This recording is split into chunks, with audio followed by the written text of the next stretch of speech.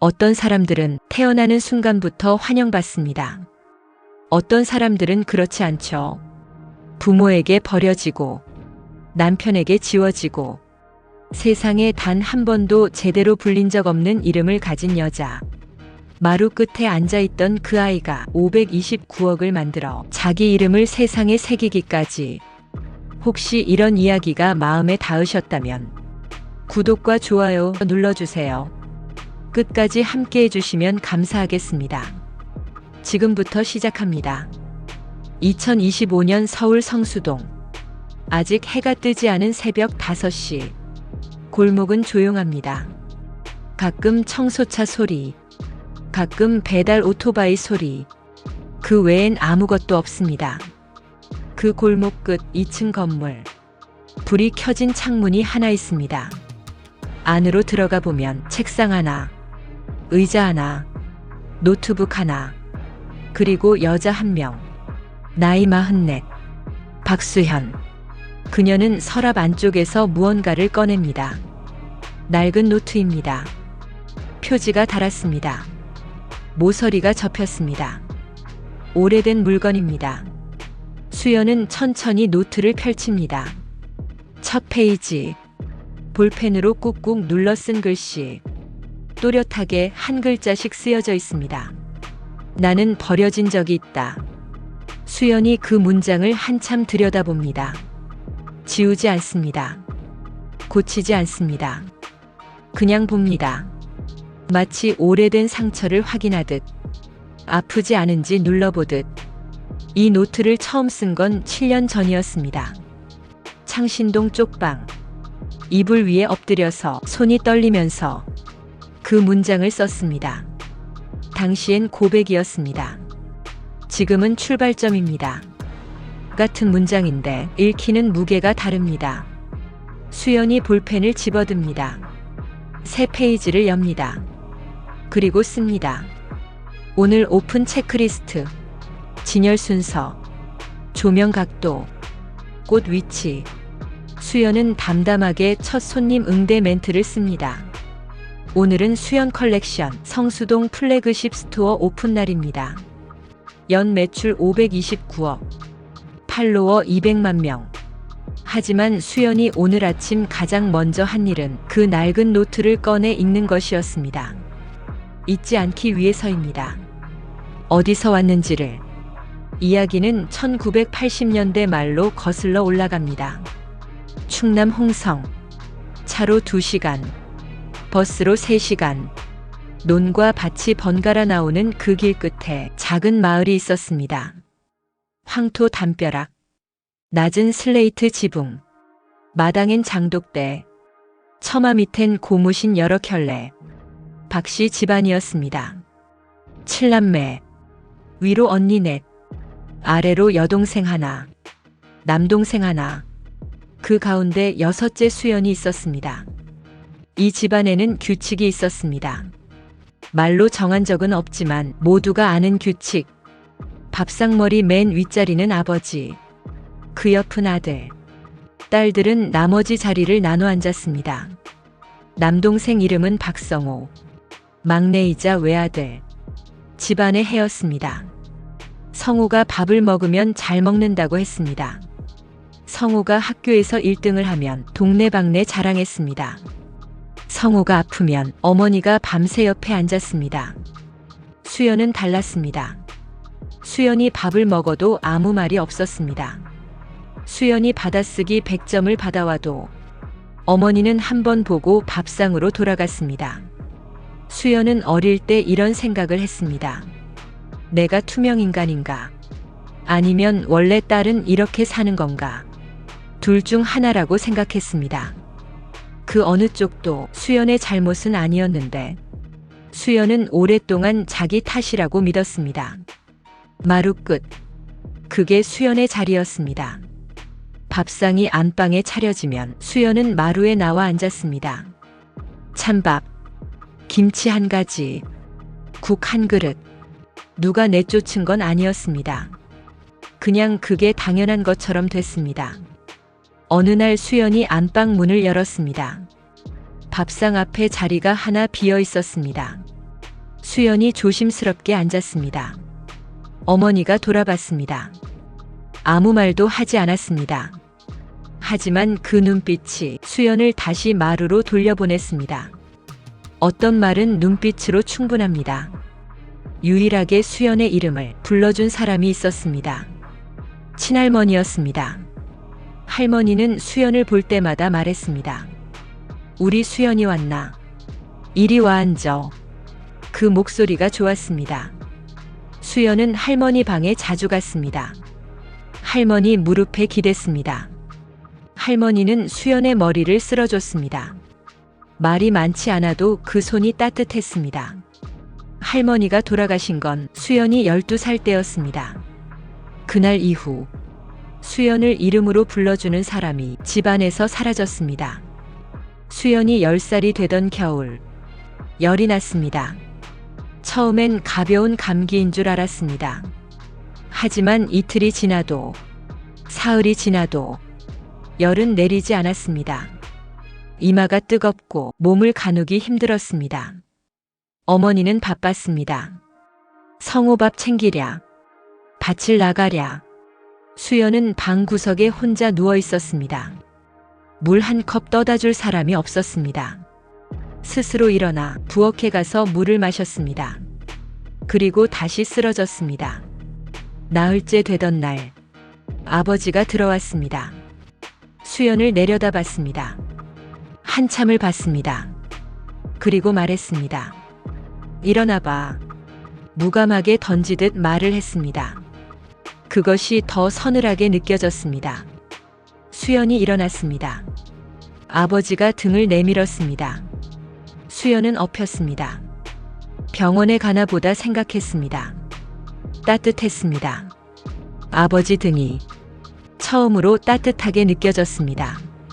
그런데 발걸음이 이상했습니다. 마을 쪽이 아니었습니다. 논길을 지났습니다.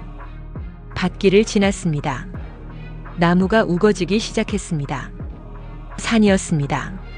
수연은 아무 말도 못했습니다. 물어볼 수가 없었습니다. 아버지의 등이 굳어 있었습니다. 한마디도 하지 않았습니다. 어느 나무 아래에서 아버지가 멈췄습니다. 수연을 내려놓았습니다. 차가운 땅이었습니다. 아버지가 돌아섰습니다. 천천히 숨을 죽이듯 걸어갔습니다. 뒷모습이 보였습니다. 점점 작아졌습니다. 나무 사이로 사라졌습니다. 긴 정적이 흐르고 아무 소리도 들리지 않았지만 수연은 울지 않았습니다. 소리도 내지 않았습니다. 그냥 그 자리에 앉아 있었습니다.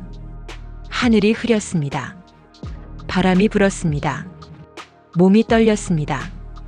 열 때문인지, 추워서인지, 무서워서인지 알 수 없었습니다. 얼마나 지났을까요? 바스락 소리가 났습니다. 나무를 캐러 산에 올랐던 마을 할머니였습니다. 할머니가 수연을 발견했습니다. 쪼그리고 앉아 이마를 짚었습니다. 아이고, 이 아가 왜 여기 있어? 어서 일어나봐. 할머니가 수연을 등에 업었습니다. 아까 아버지가 했던 것처럼. 하지만 방향이 달랐습니다. 마을 쪽으로 내려갔습니다. 할머니 집에서 수연은 처음으로 따뜻한 미음을 먹었습니다. 할머니가 수건을 적셔 이마에 얹으며 말했습니다. 괜찮아. 할매 왔다. 괜찮아. 수연은 그 말을 평생 기억합니다. 생애 처음으로 들은 위로의 말이었으니까요. 중학교에 입학하면서 수연의 하루는 더 길어졌습니다. 학교가 산 너머에 있었습니다. 걸어서 편도 3시간, 새벽 5시에 일어나야 했습니다. 도시락은 없었습니다. 어머니가 싸줬지만 늘 부실했습니다. 찬밥에 김치 한 가지, 그나마도 가끔은 없었습니다. 학교 친구들이 수연의 도시락을 알게 됐습니다. 처음엔 놀렸습니다. 나중엔 훔쳤습니다. 수연은 배가 고팠습니다. 하지만 말하지 않았습니다. 집에 가서 말해봤자 들어줄 사람이 없다는 걸 알고 있었으니까요. 그래도 수연은 학교를 쉰 적이 없었습니다. 비가 와도, 눈이 와도, 배가 고파도 그 산길을 걸었습니다. 왜 그랬냐고요? 수연은 나중에 이렇게 말했습니다. 학교에 가면 적어도 선생님이 제 이름을 불러줬거든요. 이름. 그게 전부였습니다. 하루에 한 번, 누군가 자기 이름을 불러주는 것. 그것 하나로 3시간 산길을 걸었습니다. 2025년 성수동. 수연이 노트를 덮습니다. 자리에서 일어나 창가로 갑니다. 새벽빛이 골목을 물들이고 있습니다. 휴대폰이 진동합니다. 모르는 번호. 문자 한 통. 오랜만이야. 나 최민준이야. 수연의 손이 멈춥니다. 화면을 덮습니다. 어떤 과거는 잊을만 하면 다시 찾아옵니다. 하지만 수연은 이제 압니다. 찾아오는 것과 무너지는 것은 다릅니다. 사람에게는 2가지 종류의 상실이 있습니다. 잃어버리는 것, 그리고 빼앗기는 것. 수연은 둘 다 겪었습니다. 같은 날, 같은 시간에. 2014년 가을, 인천 가정법원. 복도가 길었습니다. 형광등이 윙윙 울렸습니다. 수연은 벤치에 앉아 서류를 무릎 위에 올려놓고 있었습니다. 이혼 조정 합의서. 도장을 찍으면 끝나는 일이었습니다. 결혼은 6년이었습니다. 처음 2년은 버텼습니다. 다음 2년은 숨었습니다. 마지막 2년은 그냥 살아 있었습니다. 최민주는 나쁜 사람이 아니었습니다. 그냥 수연을 사람으로 보지 않는 사람이었습니다. 말로 짓눌렀습니다. 무시로 지웠습니다. 수연이 뭔가를 말하면 웃었습니다. 그 웃음이 주먹보다 아팠습니다. 조정실 문이 열렸습니다. 최민준이 나왔습니다.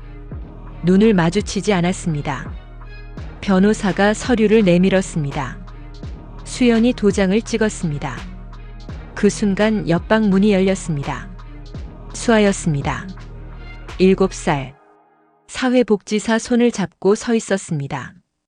양육권은 아버지에게로 결정됐습니다. 경제력, 주거 환경, 안정성. 서류 위의 단어들이었습니다. 수연은 반지하에 살았습니다. 직장도 막 잃은 상태였습니다. 이길 수 없는 싸움이었습니다. 수아가 수연을 봤습니다. 엄마. 수연이 쪼그리고 앉았습니다. 수아의 얼굴을 2 손으로 감쌌습니다. 목소리가 흔들리지 않도록 참으며 말했습니다. 수아야. 엄마 곧 보러 올게. 알지? 수아가 고개를 끄덕였습니다. 울지 않았습니다. 그게 더 마음에 걸렸습니다. 7살짜리가 이미 울어봤자 소용없다는 걸 알고 있었습니다. 최민준이 수아의 손을 잡고 걸어갔습니다. 수아가 한번 돌아봤습니다. 수연이 웃어 보였습니다. 수아가 돌아서서 걸었습니다. 복도 끝으로 사라졌습니다. 수연은 그 자리에 한참 있었습니다. 일어날 수가 없었습니다. 그날 밤, 반지하 월세방. 수연은 오래 울었습니다.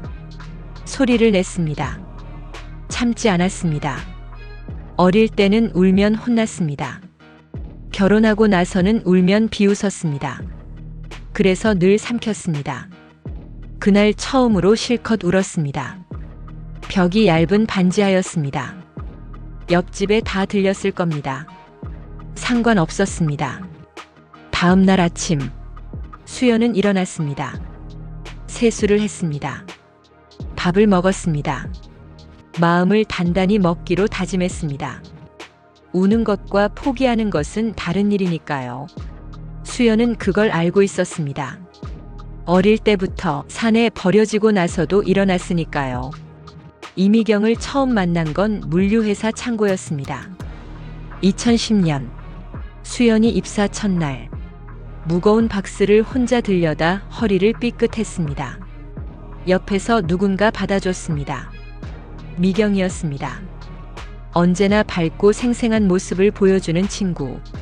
야, 혼자 들면 죽어. 둘이 들어야지. 그게 첫말이었습니다. 수연은 고맙다고 했습니다. 미경이 웃었습니다. 뭘? 나도 첫날 똑같이 했거든. 미경은 달랐습니다. 시끄럽고 직접적이고 밥을 잘 먹었습니다. 수연과는 정반대였습니다. 그런데 묘하게 잘 맞았습니다. 미경은 수연이 밥을 안 먹으면 억지로 먹였습니다. 수연이 퇴근 후 혼자 남아 야근을 하면 옆에 앉았습니다.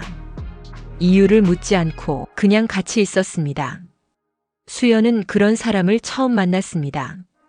수연이 이혼 소식을 전했을 때 미경은 아무 말도 하지 않았습니다.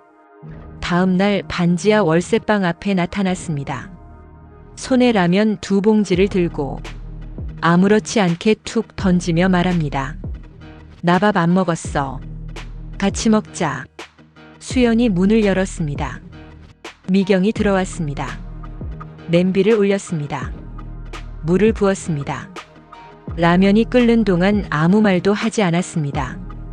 그 침묵이 어떤 위로보다 좋았습니다. 라면을 먹다가 조심스럽게 미경이 물었습니다. 진짜 할 거야? 옷 장사를? 수연이 젓가락을 내려놓습니다. 응. 돈은? 500. 미경이 라면 국물을 한 모금 마셨습니다. 그리고 한참 무엇인가를 고민하는 얼굴을 하더니 나도 300 있어. 수연이 미경을 봤습니다. 같이 하자는 거야? 미경이 젓가락으로 면을 건지며 말합니다. 혼자 하면 무서울 거잖아. 아무렇지도 않게 말했지만 진심이 느껴졌습니다. 수연은 그 말에 뭐라 답해야 할지 몰랐습니다. 고맙다는 말로는 부족했습니다. 그냥 다시 라면을 먹었습니다. 새벽 4시 반. 동대문 종합시장. 두 사람이 처음 그 앞에 섰을 때 입구에서부터 압도됐습니다. 형광등 불빛이 쏟아졌습니다. 카트 소리, 흥정 소리, 원단 냄새. 사람들이 빠르게 움직였습니다. 미경이 수연 소매를 잡았습니다. 야, 저 아줌마 눈빛 봐. 왜 저래? 수연은 이미 걸어가고 있었습니다. 옷걸이 앞에 섰습니다. 블라우스 하나를 꺼내 들었습니다. 앞에 대봤습니다. 어깨가 너무 넓어. 나 같은 사람한테 안 맞아. 다시 걸었습니다. 다음 옷걸이, 또 다음 옷걸이. 기준은 하나였습니다. 키 작고 어깨 좁은 사람. 평생 옷 때문에 서러웠던 사람. 그 사람이 입었을 때 예뻐야 한다. 미경이 따라다니며 물건을 들었습니다. 수연이 고르면 미경이 받았습니다. 수연이 가격을 흥정하면 미경이 계산했습니다. 새벽 6시. 두 사람의 손에 박스 2개가 들려 있었습니다. 시장 입구를 나오며 미경이 말했습니다. 배고프다. 수연이 웃었습니다. 그날 처음으로 웃었습니다. 쇼핑몰 이름을 정할 때 미경이 말했습니다. 수연의 옷장 어때? 수연이 잠깐 생각했습니다. 내 이름 쓰는 거 좀 쑥스럽지 않아? 미경이 단호하게 말했습니다. 쑥스러우면 어때? 내 거잖아. 수연이 고개를 끄덕였습니다. 그렇게 수연의 이름이 처음으로 간판이 됐습니다. 작은 간판이었지만 처음이었습니다. 촬영은 반지하 방에서 했습니다. 배경은 흰 벽, 조명은 창문 자연광. 미경이 옷을 입었습니다. 수연이 스마트폰을 들었습니다. 전문 장비는 없었습니다. 하지만 수연의 눈이 있었습니다. 어떤 각도에서 어깨가 좁아 보이는지, 어떤 기장이 키가 커 보이는지 수연은 알고 있었습니다. 자기 몸으로 평생 고민해온 것들이었으니까요. 상세 페이지를 올렸습니다. 설명은 짧게 썼습니다. 키 153cm인 제가 직접 입어봤습니다. 어깨가 좁아서 늘 옷이 남는 분들을 위한 옷입니다. 거창하지 않았습니다. 광고 문구도 아니었습니다. 그냥 사실이었습니다. 그 사실이 닿았습니다. 첫 주문이 들어온 건 올린 지 사흘 만이었습니다. 수연이 화면을 보고 미경에게 소리쳤습니다. 팔렸어. 미경이 달려왔습니다. 진짜? 몇 개? 하나. 둘 다 웃음이 터졌습니다. 하나였습니다. 누군가가 수연이 고른 옷을, 수연이 쓴 글을 보고 돈을 냈습니다. 그게 처음이었습니다. 한 달 뒤, 매출 1,000만 원. 수연이 통장을 확인하고 한참 앉아 있었습니다. 조용히 있었지만 사실 가슴이 벅차올랐습니다. 미경에게 전화했습니다. 숫자를 말했습니다. 미경이 조용했습니다. 그리고 소리를 질렀습니다. 그날 밤 편의점 앞 파라솔, 캔맥주 2개, 부딪혔습니다. 말이 필요 없는 밤이었습니다. 그 밤이 너무도 따뜻하고 좋았습니다. 2016년, 매출이 계속 올랐습니다. 수연은 일이 좋았습니다. 새벽에 일어나도 피곤하지 않았습니다. 처음으로 살고 싶다는 기분이 들었습니다. 그런데 그 무렵, 주변에서 말이 들어오기 시작했습니다.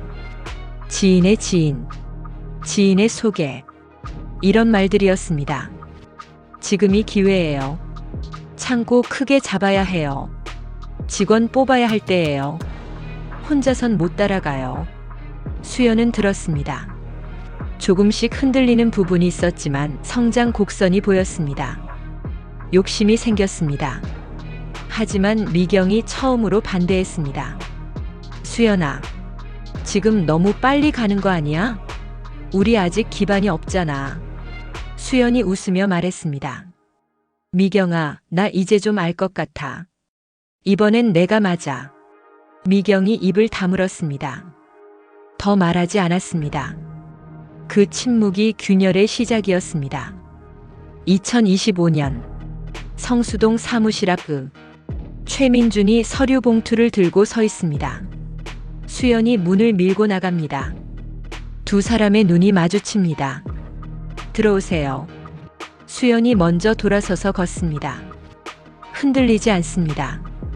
이 여자가 어디서 왔는지, 무엇을 버티고 여기 섰는지 이제 조금은 알 것 같습니다. 사람이 무너지는 건 한순간입니다. 하지만 바닥을 치는 건 천천히 옵니다. 조금씩, 조금씩. 그러다 어느 날 더 내려갈 곳이 없다는 걸 압니다. 2017년 여름 끝자락, 수연의 창고는 조용했습니다. 팔려야 할 옷들이 팔리지 않았습니다. 봄에 들여온 것들, 여름에 들여온 것들, 유행이 지난 것들, 사이즈가 틀린 것들, 옷걸이마다 가득했습니다. 수연은 재고 목록을 들고 창고 안을 걸었습니다. 숫자를 세봤습니다. 다시 세봤습니다. 세 번째엔 숫자가 보이지 않았습니다. 채권자 전화는 하루 12통, 거래처 3곳이 계약을 끊었습니다. 직원 3명 월급이 한 달 밀렸습니다. 창고 임대료가 2달 밀렸습니다. 총 채무 5억 원. 수연이 화장실에 들어갔습니다. 문을 잠갔습니다. 변기 뚜껑을 내리고 앉았습니다. 전화기를 무음으로 돌렸습니다. 화면이 계속 켜졌습니다. 진동도 없이 그냥 켜졌습니다. 꺼졌습니다. 다시 켜졌습니다. 수연은 아무것도 하지 않았습니다. 울지도 않았습니다. 그냥 앉아 있었습니다. 숨만 쉬었습니다. 그것만으로도 힘든 시간이 있습니다. 직원들에게 사정을 말했습니다. 세 사람 모두 그날 짐을 쌌습니다. 마지막으로 나가던 막내 직원이 말했습니다. 대표님, 저희도 생활이 있어서요. 수연이 고개를 끄덕였습니다. 알아. 고마웠어. 문이 닫혔습니다. 텅 빈 사무실. 책상 3개가 남았습니다. 의자 3개가 남았습니다. 수연은 그 의자들을 한참 봤습니다. 창신동 쪽방. 보증금 없이 들어갔습니다. 문을 열면 바로 이불. 이불 옆에 노트북. 창문 하나. 열면 옆 건물 벽이 보였습니다. 주인 아주머니가 수연 얼굴을 한참 봤습니다. 첫 딸은 그냥 들어와요. 인상이 못된 사람 같지 않으니까. 수연이 고맙다고 했습니다. 그날 들은 가장 따뜻한 말이었습니다. 밤마다 수연은 노트북을 켰습니다. 브랜드 경영 서적 PDF, 패션 디자인 강의, 마케팅 전략 유튜브 보고 또 봤습니다. 노트에 받아 적었습니다. 손이 아파도 멈추지 않았습니다. 배가 고프면 편의점 삼각김밥 하나, 추우면 이불을 어깨에 두르고 앉았습니다. 아무도 보지 않는 새벽, 아무도 알아주지 않는 시간, 그 시간이 나중에 수연을 만들었습니다. 상처는 아문다고들 합니다. 맞는 말입니다.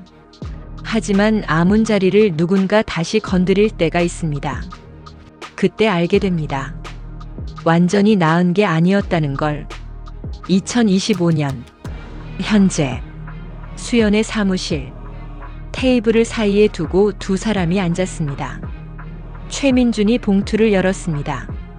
사진 한 장을 꺼냈습니다. 테이블 위에 밀었습니다.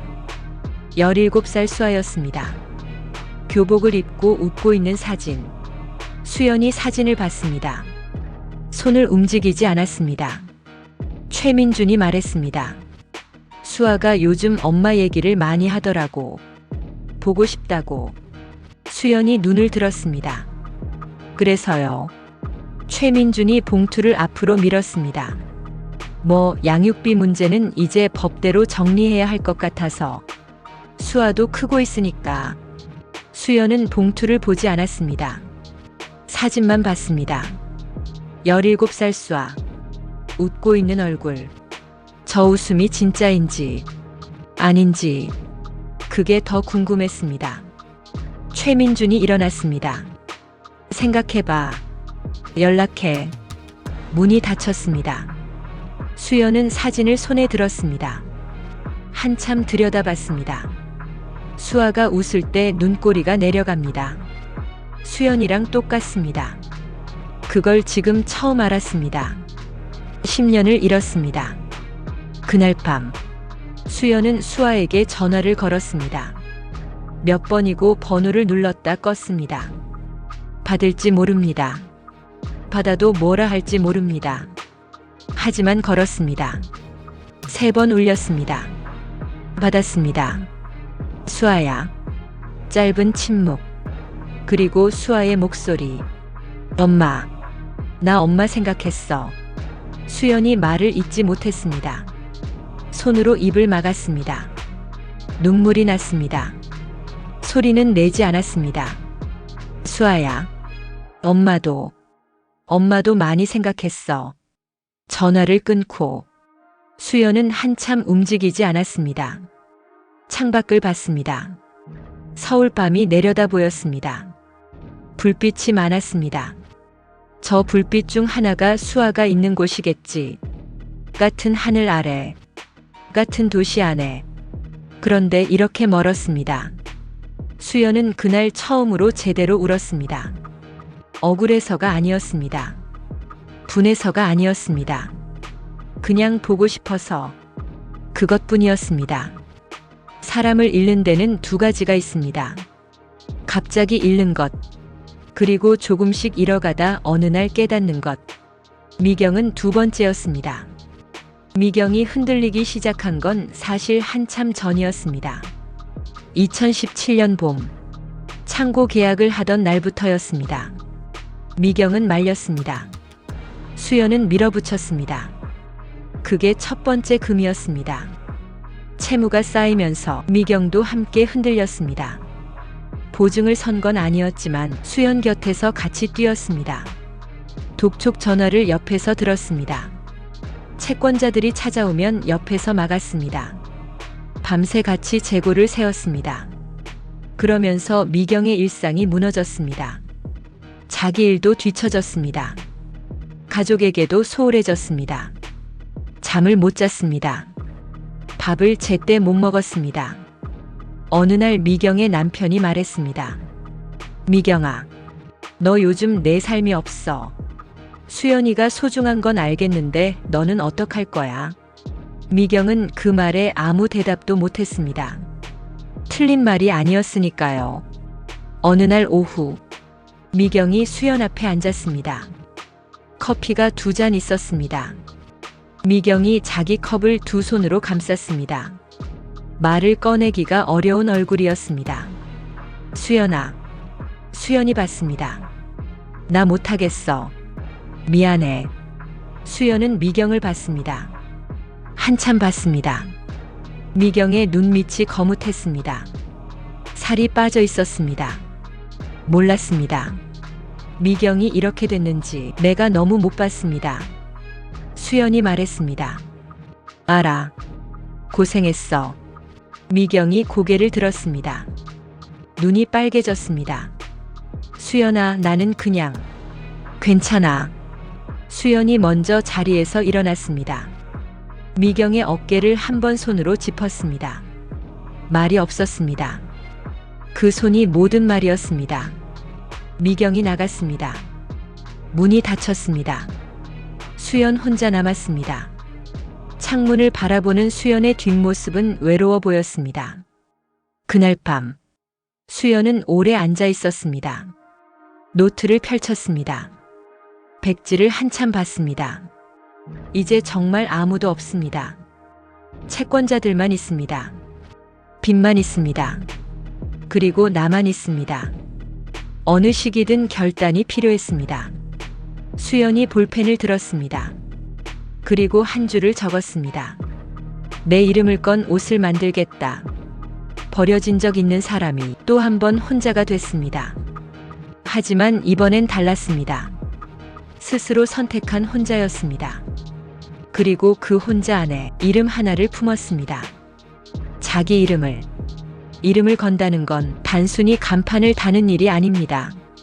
내가 여기 있다고, 나를 기억해달라고, 세상을 향해 처음으로 말을 거는 일입니다.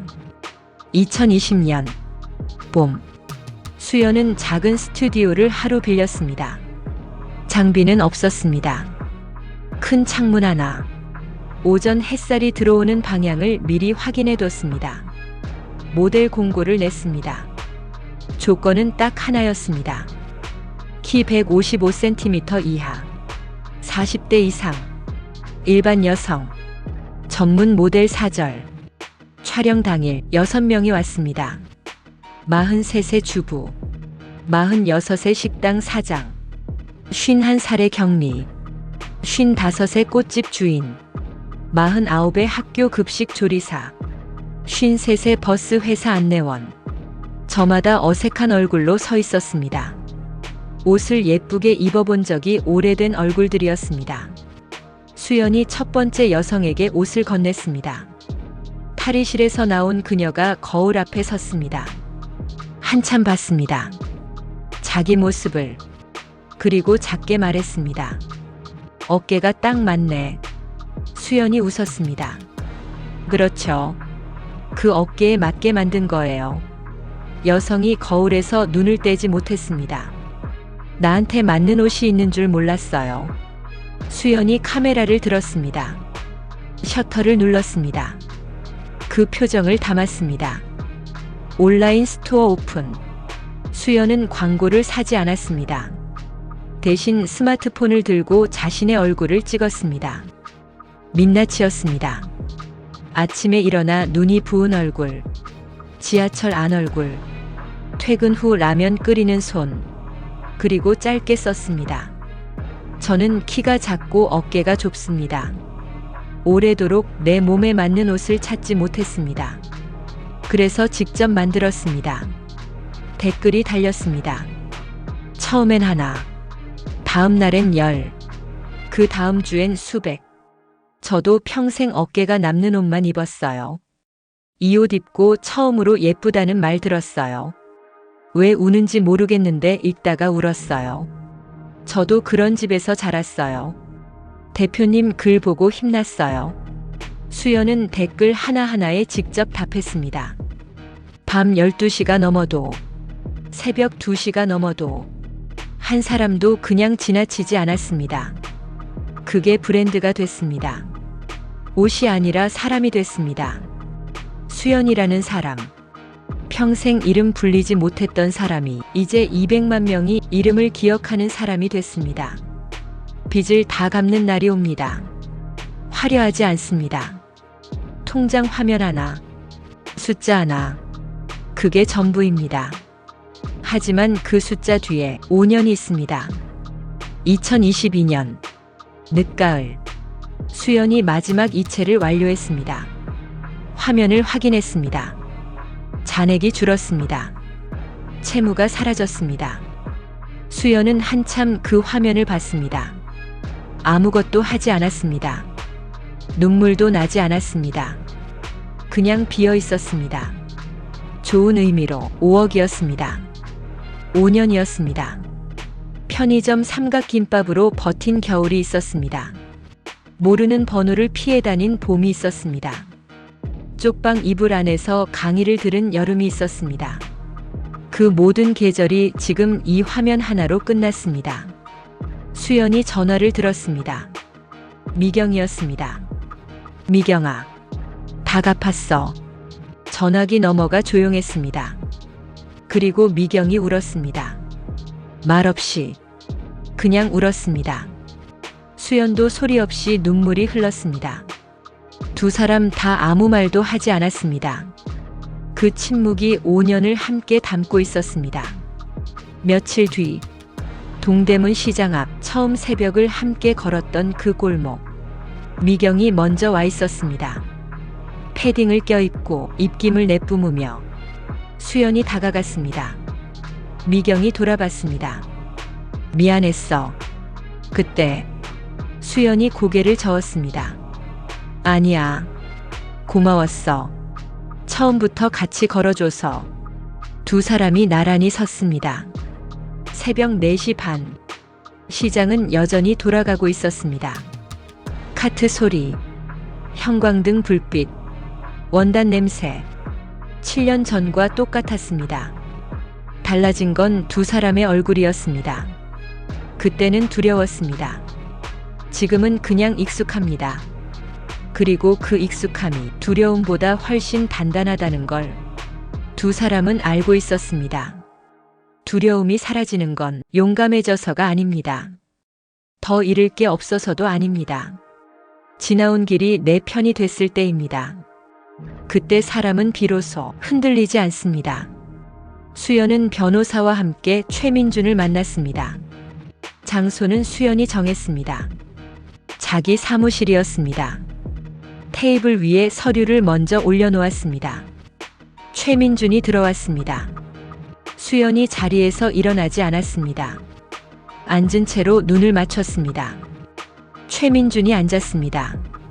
무언가 말을 꺼내려 했습니다. 수연이 먼저 말했습니다.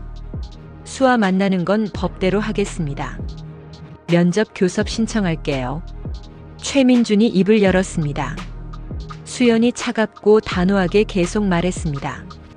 그리고 앞으로 이런 방식으로 연락하지 마세요. 수연은 민준의 눈을 똑바로 보았습니다. 저 이제 무섭지 않아요. 최민준이 뭔가 말하려 했습니다. 변호사가 서류를 밀었습니다. 최민준이 서류를 집었습니다. 일어섰습니다. 나갔습니다. 문이 닫혔습니다. 수연은 그 뒷모습을 봤습니다. 어릴 때 아버지의 뒷모습이 산길로 사라질 때 세상이 끝나는 것 같았습니다. 결혼하고 나서 최민준의 뒷모습이 방문을 닫을 때 숨이 막혔습니다. 지금은 그냥 작아 보였습니다. 그 뒷모습이 그냥 작은 사람이었습니다. 며칠 뒤 성수동 카페 창가 자리. 수연이 먼저 와 있었습니다. 문이 열렸습니다. 수아가 들어왔습니다. 17살. 교복 차림이었습니다. 두 사람이 마주 앉았습니다. 커피 2잔이 놓였습니다. 말이 없었습니다. 어색했습니다. 그 어색함이 나쁘지 않았습니다. 적어도 마주 앉아 있으니까요. 커피잔을 두 손으로 감싸고 조심스레 미소를 건네며 수아가 먼저 말했습니다. 엄마 옷, 나 입어봤어. 수연이 수아를 봤습니다. 어땠어? 수아가 작게 웃었습니다. 눈꼬리를 내리는 모습이 수연과 똑같이 닮았습니다. 예뻤어.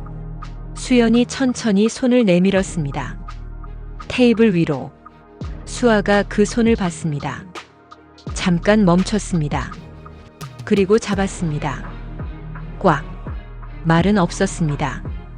그 손이 10년의 공백을 메웠습니다. 한 번에 이름을 되찾으면 잃었던 것들도 돌아옵니다. 조금씩, 천천히, 하지만 반드시. 수연의 성공 소식이 홍성까지 퍼졌습니다. 작은 마을이었습니다. 소문은 빠르게 돌았습니다. 그 소문이 닿은 사람들이 있었습니다. 수연을 만든 사람들, 그리고 수연을 버린 사람들. 아버지는 수연이 40이 넘도록 연락하지 않았습니다. 딸이 사업을 한다는 것도, 망했다는 것도, 다시 일어섰다는 것도 알려고 하지 않았습니다. 529억 브랜드 오너가 됐다는 기사가 지역신문에 실렸습니다. 아버지가 경로당에서 그 기사를 봤습니다. 옆 사람이 물었습니다. 이 사람 혹시 아는 사람이요? 아버지는 기사 속 수연의 얼굴을 잠깐 봤습니다. 모르는 사람이요. 신문을 덮었습니다. 그날 밤 아버지가 어머니에게 말했습니다. 수연이 잘 됐다며. 어머니가 대답하지 않았습니다. 두 사람 다 더 말하지 않았습니다. 어떤 침묵은 사과보다 무겁습니다. 하지만 사과는 아닙니다. 수연은 기다리지 않았습니다. 용서는 상대가 구해야 받는 게 아닙니다. 수연은 이미 오래전에 혼자 내려놓았습니다. 그래야 자기가 살 수 있었으니까요. 오빠, 박성호. 집안의 모든 기대를 한 몸에 받고 자란 아들. 대학을 나왔습니다. 좋은 직장에 들어갔습니다. 결혼도 했습니다. 하지만 오래 가지 않았습니다. 직장을 잃었습니다. 사업을 시작했다가 빚을 졌습니다. 아내가 떠났습니다. 45세 나이에 부모님 집으로 돌아왔습니다.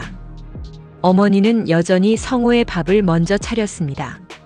하지만 그 밥상 앞에서 성호는 말이 없었습니다. 귀하게 자란 사람이 넘어지면 일어서는 법을 모릅니다. 아무도 가르쳐주지 않았으니까요.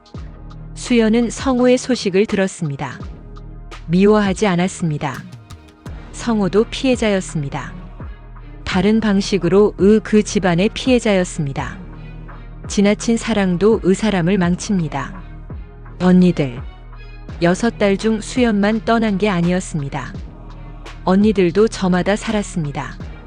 첫째 언니는 일찍 시집가서 평생 농사를 지었습니다. 둘째 언니는 공장에 다니다 허리를 다쳤습니다. 셋째 언니는 남편을 일찍 잃고 혼자 아이 둘을 키웠습니다. 넷째 언니는 수연과 가장 닮았습니다. 말이 없고 혼자 버티는 사람. 수연이 성수동 매장을 열었을 때 넷째 언니에게 연락했습니다. 언니, 나 매장 열었어. 와. 넷째 언니가 왔습니다. 홍성에서 버스를 타고 매장 안을 둘러보다 수연 손을 잡았습니다. 말이 없었습니다. 그 손이 말했습니다. 잘했다고. 우리 집에서 제일 잘했다고. 어머니는 달라졌습니다. 완전히는 아니었습니다. 여전히 성호 걱정을 먼저 했습니다. 여전히 수연에게 먼저 전화하지 않았습니다. 하지만 딸의 이름을 기억했습니다. 수연의 이름을. 어느 날 동네 할머니들 앞에서 말했습니다. 우리 수연이가 서울서 옷 장사를 하는데 잘 된다더라고. 그 말을 전해 들은 수연은 한참 웃었습니다. 평생 처음 들어보는 말이었습니다. 어머니 입에서 나온 자기 이름. 자랑. 늦었지만 왔습니다. 수연의 이야기는 수연 혼자만의 이야기가 아니었습니다. 귀하게 자란 아들은 넘어졌고 투명하게 자란 딸은 일어섰습니다. 세상은 가끔 그렇게 균형을 맞춥니다. 수연의 휴대폰에 문자가 왔습니다. 발신인 엄마. 수연아, 서울 가도 되겠니? 어떤 새벽은 그냥 새벽이 아닙니다. 평생을 걸어온 길이 마침내 한 곳에 닿는 새벽이 있습니다. 수연의 새벽이 그랬습니다. 2025년 성수동 새벽 5시 골목은 조용했습니다. 청소차 소리, 멀리서 오토바이 소리, 그 외엔 아무것도 없었습니다. 수연이 골목을 걸었습니다. 처음에 그 새벽과 똑같은 시간이었습니다. 똑같은 어둠, 똑같은 골목. 달라진 건 수연이 향하는 곳이었습니다. 유리문 앞에 섰습니다. 문에 새겨진 글씨, 수연 컬렉션. 수연이 그 글씨를 손가락으로 짚었습니다. 차가웠습니다. 유리가 차가웠습니다. 그런데 손이 떨리지 않았습니다. 열쇠를 꺼냈습니다. 문을 열었습니다. 안으로 들어섰습니다. 불을 켰습니다. 매장이 밝아졌습니다. 어젯밤 직접 정리해둔 진열대, 옷걸이마다 반듯하게 걸린 옷들, 나무 선반 위에 작은 꽃병, 흰 꽃 한 송이.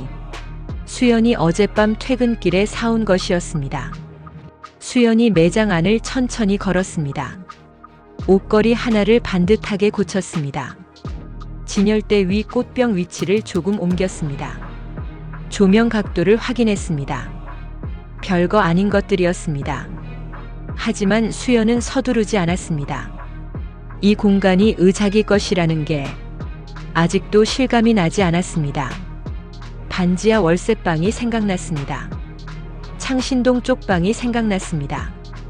동대문 새벽 시장이 생각났습니다. 그 모든 곳을 거쳐서 여기까지 왔습니다. 달려온 게 아니었습니다. 귀여운 날도 있었습니다.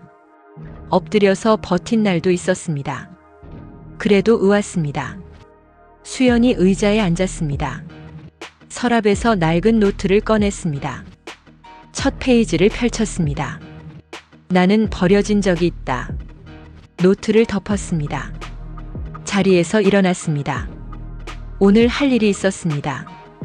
과거는 과거였습니다. 오늘은 오늘이었습니다. 어떤 화해는 말로 이루어지지 않습니다. 그냥 옆에 있는 것으로, 같은 방향을 보는 것으로, 그걸로 충분할 때가 있습니다. 오전 10시, 성수동 골목 어귀, 버스 한 대가 섰습니다. 사람들이 내렸습니다. 그 사이, 낡은 보자기를 든 노인이 보였습니다. 72세, 수연의 어머니였습니다. 홍성에서 새벽 첫 버스를 탔습니다. 평생 서울에 올라온 적이 없었습니다. 딸이 잘 된다는 소문은 진작 들었습니다. 그래도 오지 않았습니다. 올 자격이 있는지 몰랐습니다. 어머니가 골목을 걸었습니다. 낯선 도시였습니다. 붉은 벽돌 건물들, 젊은 사람들, 카페 간판들. 어머니는 수연이 보내준 주소를 손에 쥐고 있었습니다. 구겨진 종이였습니다. 여러 번 펼쳐봐서 으접힌 자국이 깊었습니다. 매장 앞에 섰습니다. 유리창 너머로 수연이 보였습니다. 직원들에게 뭔가를 지시하고 있었습니다. 웃고 있었습니다. 말없이 서서 오랫동안 어머니는 들어가지 않았습니다. 그냥 봤습니다. 한참 봤습니다. 저 아이가, 마루 끝에 혼자 앉아 밥 먹던 아이가 저렇게 됐습니다. 수연이 고개를 돌렸습니다. 유리창 너머 어머니와 눈이 마주쳤습니다. 둘 다 움직이지 않았습니다. 수연이 먼저 문을 열고 나왔습니다. 어머니가 보자기를 내밀었습니다. 말이 없었습니다. 수연이 두 손으로 받았습니다. 보자기를 펼쳤습니다. 된장 한 통, 고추장 한 통, 집에서 담근 것이었습니다. 어머니가 매장 안으로 들어섰습니다. 진열된 옷들을 천천히 봤습니다. 손으로 만져봤습니다. 소재를 확인하듯 한 벌 앞에 멈췄습니다. 가격표를 뒤집었습니다. 낮고 무뚝뚝하게 말했습니다. 비싸게도 봤네. 수연이 웃었습니다. 그 말이 칭찬이라는 걸 수연은 알았습니다. 평생 잘했다는 말을 들은 적 없었지만 오늘은 들렸습니다. 오후 2시 오픈 행사. 미경이 사회를 받습니다. 맨 앞줄에 수아가 앉아 있었습니다. 교복 대신 수연 컬렉션 원피스를 입었습니다. 그 옆에 어머니가 앉아 있었습니다. 할머니, 빈 의자 하나. 딸. 아니었습니다. 이번엔 나란히 앉아 있었습니다. 세 사람이 같은 방향을 보고 있었습니다. 한 번도 없었던 일이었습니다. 사람이 진짜 자유로워지는 건 모든 걸 가졌을 때가 아닙니다. 자기 이야기를 두려움 없이 말할 수 있을 때입니다. 수연이 마이크를 잡았습니다. 준비한 말이 있었습니다. 노트에 적어온 것들이었습니다. 그런데 맨 앞줄을 보는 순간 다 잊었습니다. 어머니가 앉아 있었습니다. 수아가 앉아 있었습니다. 미경이 옆에 서 있었습니다. 수연이 입을 열었습니다. 저는 이름도 제대로 불리지 못하고 자랐습니다. 홀 안이 조용해졌습니다. 집에서도, 학교에서도, 결혼을 하고 나서도 오랫동안 제가 여기 있어도 되는 사람인지 몰랐습니다. 그래서 이 브랜드의 이름을 제 이름으로 지었습니다. 잊히지 않기 위해서가 아닙니다. 기억하기 위해서입니다. 제가 여기 있다는 걸 기억해 주세요. 수연 컬렉션. 박수 소리가 났습니다. 수연은 고개를 숙였습니다. 눈물은 나지 않았습니다. 다 울었습니다. 쪽방에서 울었습니다. 화장실 바닥에서 울었습니다. 수아 목소리 듣고 울었습니다. 더 울 게 없었습니다. 남은 건 이제 앞으로 갈 일뿐이었습니다. 행사가 끝난 뒤 어머니가 먼저 자리에서 일어났습니다. 버스 시간이 있다고 했습니다. 수연이 매장 밖까지 따라 나갔습니다. 골목 어귀에서 어머니가 걸음을 멈췄습니다. 돌아보지 않았습니다. 낮고 떨리게 평생 하지 못한 말을 꺼내듯 천천히 말했습니다. 고생 많았다. 그게 전부였습니다. 수연은 대답하지 못했습니다. 목이 막혔습니다. 어머니의 뒷모습이 골목 너머로 사라졌습니다. 수연이 그 자리에 서서 오래 바라봤습니다. 어릴 때 아버지의 뒷모습이 산길로 사라졌습니다. 그때는 세상이 끝나는 것 같았습니다. 지금은 괜찮았습니다. 뒷모습을 보내줄 수 있는 사람이 됐으니까요. 그것만으로 충분했습니다. 저녁. 손님들이 모두 떠났습니다. 매장 불을 끄기 전 수연이 사무실에 앉았습니다. 서랍에서 낡은 노트를 꺼냈습니다. 첫 페이지를 펼쳤습니다. 나는 버려진 적이 있다. 수연이 볼펜을 들었습니다. 노트를 한참 바라보다가 그 아래 한 줄을 더 썼습니다. 그리고 나는 돌아왔다. 볼펜을 내려놓았습니다. 노트를 덮었습니다. 서랍에 넣었습니다. 끝이 아니었습니다. 이 문장은 끝이 아니라 시작이었습니다. 수연이 매장 불을 껐습니다. 문을 열고 나섰습니다. 성수동 골목. 저녁 햇살이 붉은 벽돌 위로 내려앉았습니다. 따뜻했습니다. 조금만 더 버티면 희망은 있습니다. 가끔 이런 생각을 합니다. 만약 내가 환영받으며 태어났다면, 마루 끝이 아니라 밥상 맨 앞자리에 앉았다면, 산에 버려지지 않았다면 지금의 내가 됐을까요? 아마 아니었을 겁니다. 버려졌기 때문에 살아남는 법을 배웠습니다. 무시당했기 때문에 증명하는 법을 배웠습니다. 이름 불리지 못했기 때문에 세상에 내 이름을 새기고 싶었습니다. 상처는 약점이 아니었습니다.